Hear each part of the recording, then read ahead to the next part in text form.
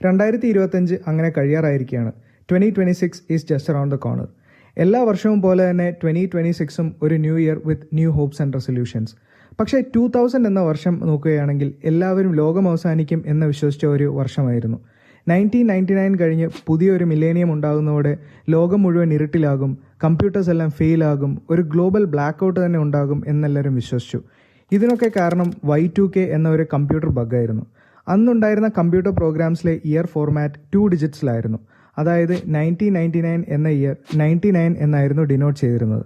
2000 വരുമ്പോഴേക്ക് 00 എന്നത് 2000 ആണെന്നും അത് 1900 അല്ല എന്നുള്ള ലോജിക് ആ പ്രോഗ്രാംസിൽ ഇല്ലായിരുന്നു.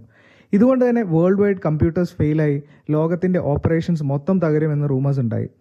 ഇങ്ങനെ സംഭവിക്കാതെ ഇരിക്കാൻ US പോലെയുള്ള രാജ്യങ്ങൾ മില്യൺസ് ഓഫ് ഡോളേഴ്സ് ആണ് അവരുടെ സോഫ്റ്റ്വെയർസ് ഫിക്സ് ചെയ്യാൻ വേണ്ടി ചെലവിട്ടത്.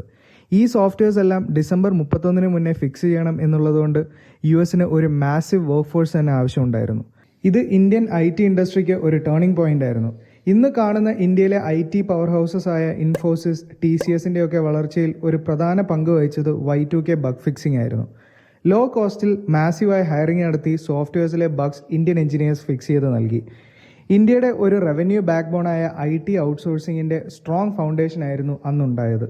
ലോകം അവസാനിക്കും എന്ന് വിശ്വസിപ്പിച്ച ഒരു ബഗ്ഗാണ് നമ്മുടെ IT സെക്ടറിൽ ബൂമുണ്ടാക്കിയത്. എന്തല്ലേ?